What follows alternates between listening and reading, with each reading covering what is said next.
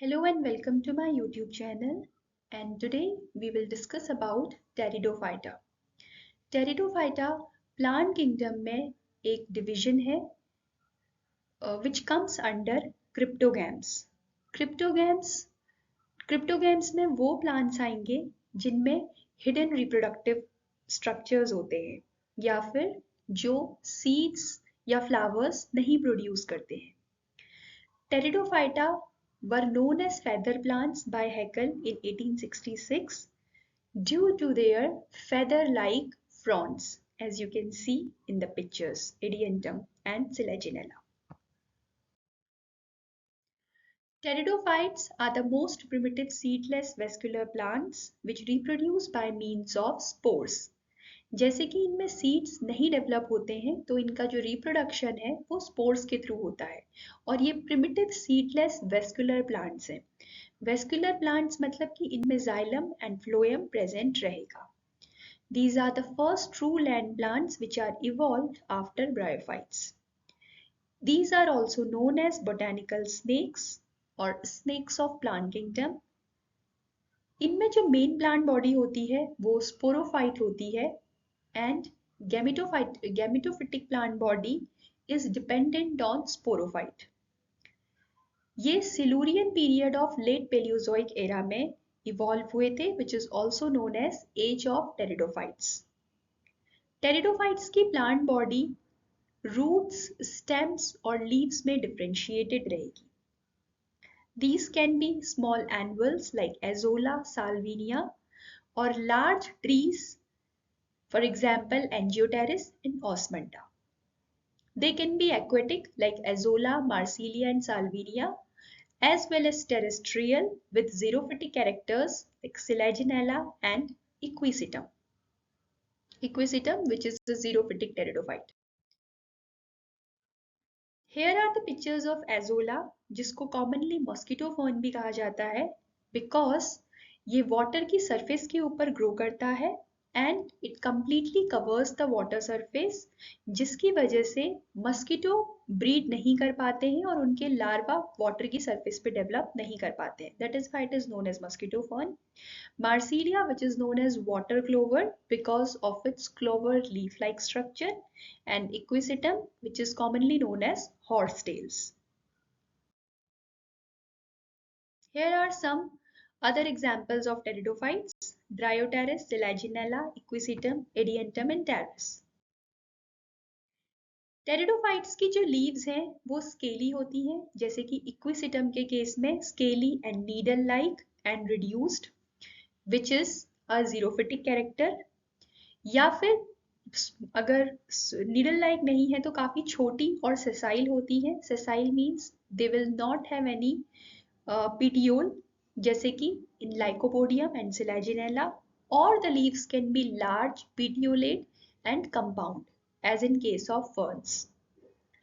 Pteridophytes can be microphyllous, like leaves. They may have simple leaves with single vein, like in Lycopodium, Selaginella, and they may be megaphyllous, which have large pinnatified leaves with a complex series of veins, like in Pteris and Dryoteris and other ferns. जो इनकी stem होगी वो branched रहेगी and the branching में भी monopodial और डाइकोटमस. इन डाइकोटमस branching one main axis will be bifurcated, while in monopodial branching एक main axis रहेगी और उससे further lateral branches निकलेंगी. मोनोपोडियल ब्रांचिंग नॉर्मली इक्विसिटम के केस में आपको देखने को मिलती है, while dichotomous branching can be seen in case of Rhynia, Psilotum.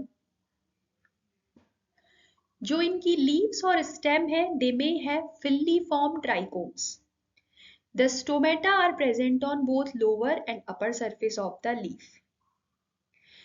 Pteridophytes की रूट्स एंड स्टेम्स में वेल डेवलप्ड वेस्कुलर सिस्टम होता है, एज वेल एज इनमें सेकेंडरी ग्रोथ देखने को नहीं मिलती है, बिकॉज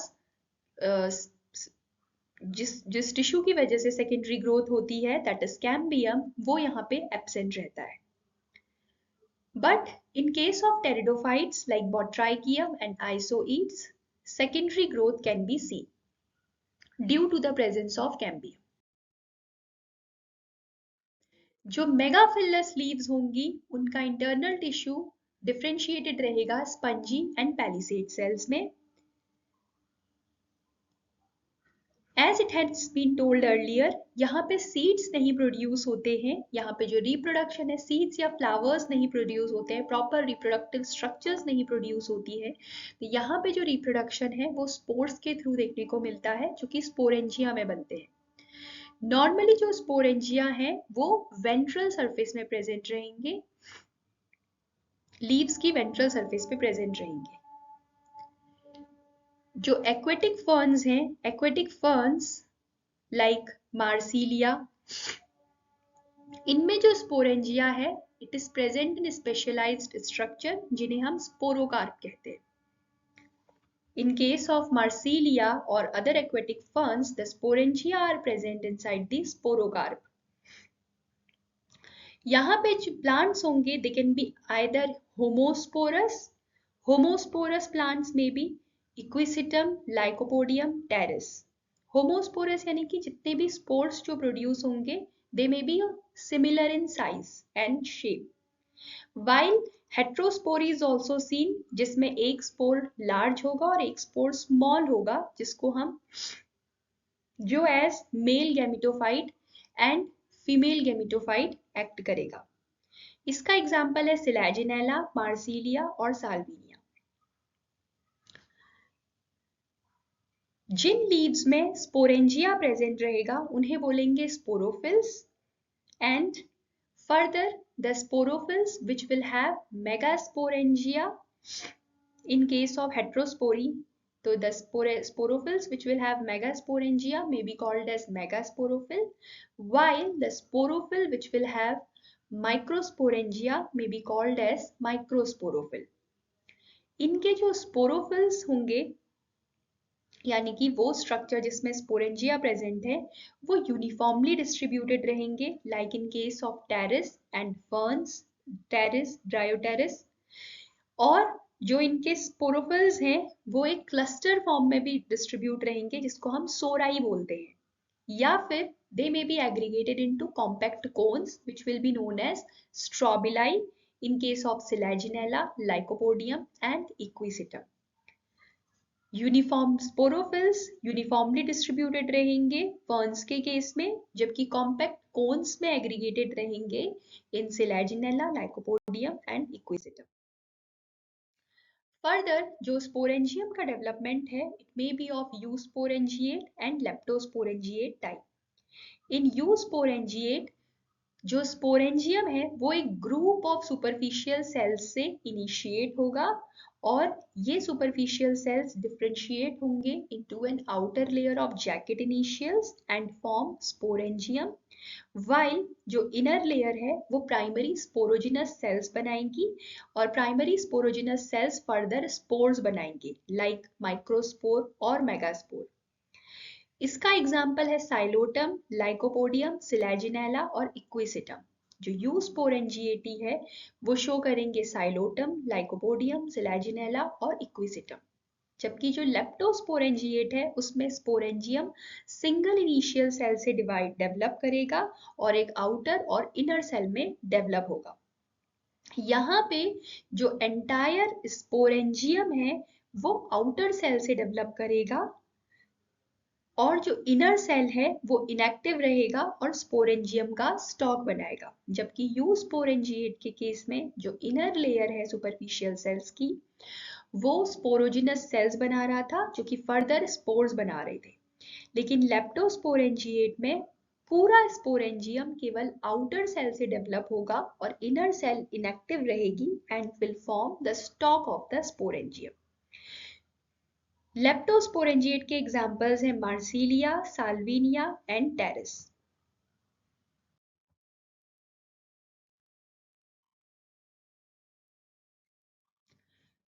जो स्पोरेंजिया हैं कभी कभी वो क्लस्टर्स में एग्रीगेट होते हैं जिन्हें हम बोलते हैं sori, as in case of normally आप सोराई देखने को मिलेंगे इन केस ऑफ फर्न्स.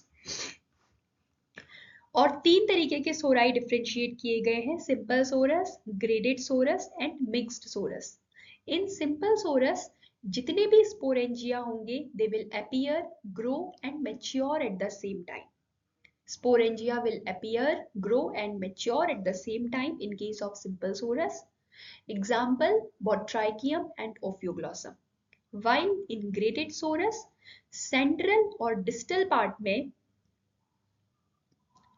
लीफ के, स्पोरोफिल के सेंट्रल या डिस्टल पार्ट में मैच्योर्ड स्पोरेंजिया रहेंगे या ओल्डर स्पोरेंजिया रहेंगे, जबकि जो पेरिफेरल पार्ट है, पेरिफेरल यानी कि जो साइड वाला पार्ट है, उसमें इमेच्योर और यंगर स्पोरेंजिया रहेंगे। ग्रेडेड सोरस आपको देखने को मिलता है मार्सिलिया में और साइथिया में। थर्ड टाइप का सोरस आता है मिक्स्ड सोरस, जिसमें इमेच्योर और मैच्योर स्पोरेंजिया इरेगुलरली अरेंज्ड रहेंगे। Example Pteridium, Pteris, Adiantum, Polypodium. तो सिंपल सोरस में sporangia will appear, grow and mature at the same time. In graded sorus, distal part will have matured sporangia, while peripheral part will have immature sporangia. While in mixed sorus, mature and immature sporangia will be arranged irregularly. Further spore develop होने के बाद spore wall differentiated रहती है outer exine में और inner intine में।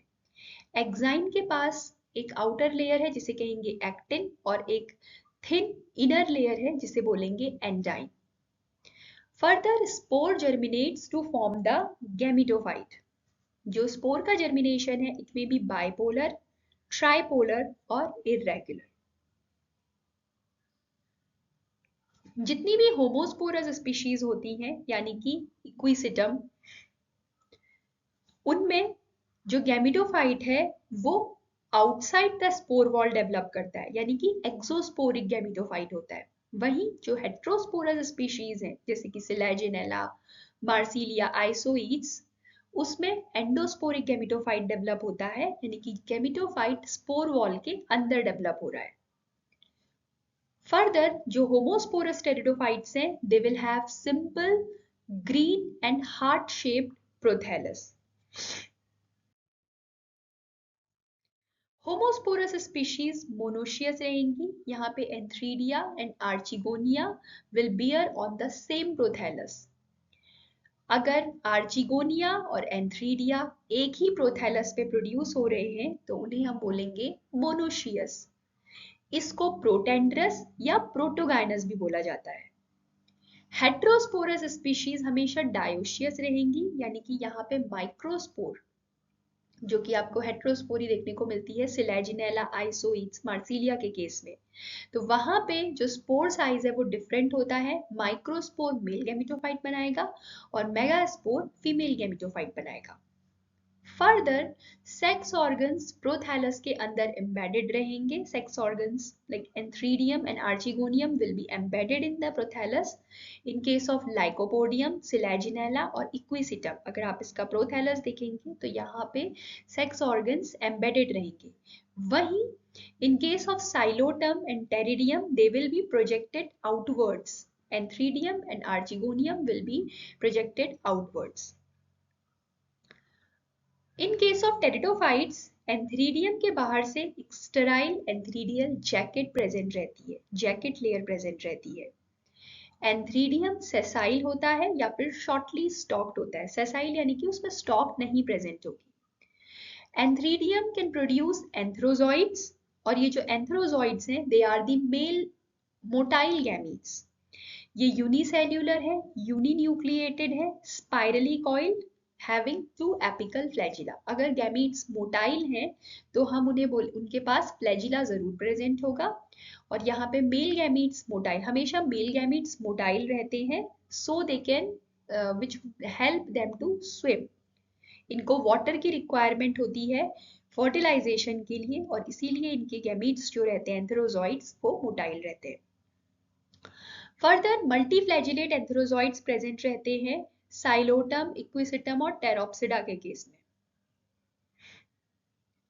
The anthrozoids are liberated by bursting of anthridium or separation of the terminal cell known as opercular cell or cover cell. Antheridium के बाहर से एक ऑपर्कुलर सेल लगा रहेगा, जैकेट लेयर के भी बाहर प्रेजेंट होता है। एंथ्रीडियम में जो जैकेट लेयर प्रेजेंट है, स्टेराइल एंथ्रीडियल जैकेट प्रेजेंट है, उसके ऊपर एक ऑपर्कुलर सेल प्रेजेंट रहता है। So this opercular cell burst and thereafter antherozoids are liberated. Pteridophytes का आर्चिगोनियम नेक और वेंटर सेल में डिफरेंशिएटेड रहेगा, जो कि फर्दर नेक कैनाल सेल्स और नेक सेल्स बनाएंगे, और वेंटर डिफरेंशिएट होगा वेंटर कैनाल सेल में। नेक हमेशा प्रोथैलस में प्रोजेक्टेड रहेगा, वहीं जो वेंटर है वो प्रोथैलस के अंदर एम्बेडेड रहेगा, प्रोथैलस में धंसा हुआ रहेगा, और जो नेक है वो प्रोथैलस से बाहर निकला रहेगा, कि प्रोजेक्टेड रहेगा।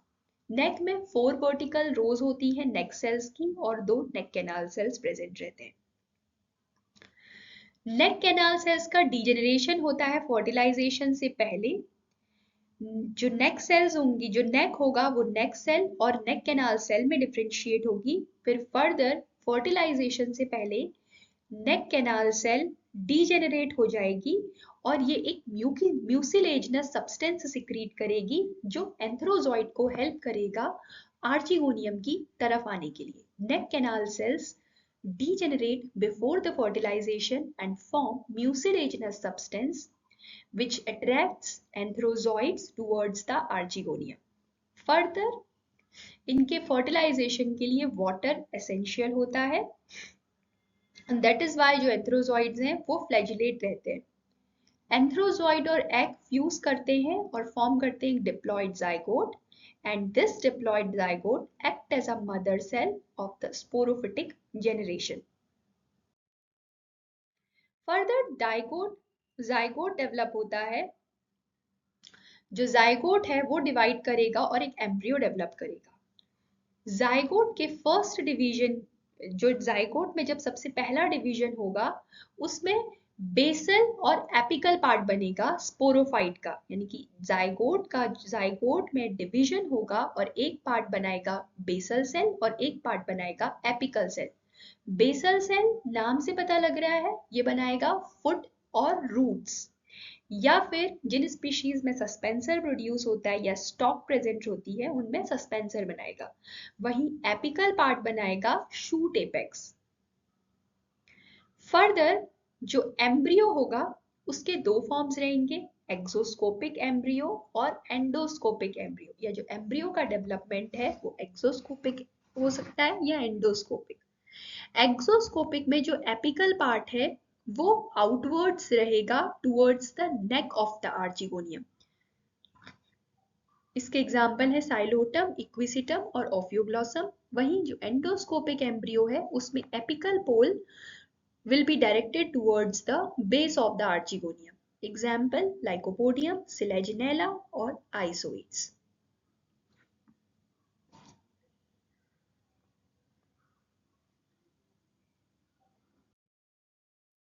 Further, टेरिडोफाइट्स में heteromorphic alternation of generation present रहती है। यहाँ पे main plant body alternation of generation मतलब कि यहाँ पे स्पोरोफिटिक और गैमिटोफिटिक दोनों तरह की लाइफ साइकिल प्रेजेंट रहेगी, लेकिन जो इसकी मेन प्लांट बॉडी है वो स्पोरोफिटिक रहेगी, जो कि डोमिनेंट फेज है इसकी लाइफ साइकिल का, और गैमिटोफिटिक फेज स्पोरोफिटिक फेज पे डिपेंडेंट रहेगी। होमोस्पोरस स्पीशीज की जो हैप्लॉइड स्पोर्स हैं वो जर्मिनेट करेंगे और एक स्मॉल गैमिटोफाइट बनाएंगे जिसे हम प्रोथैलस कह रहे हैं। Further male and female gamete fuse करेंगे to form diploid zygote, and this diploid zygote will form the mother cell of sporophytic generation. Heterosporous species में the sex of the gametophyte is determined at the spore stage. Heterosporous species में gametophyte, male gametophyte और female gametophyte spore stage में ही पता चल जाता है, क्योंकि यहाँ पे जो स्पोर हैं वो अलग अलग टाइप के प्रोड्यूस होते हैं। एक लार्ज स्पोर प्रोड्यूस रहेगा जिसको कहेंगे मेगास्पोर, और एक स्मॉल स्पोर रहेगा जिसको कहेंगे माइक्रोस्पोर।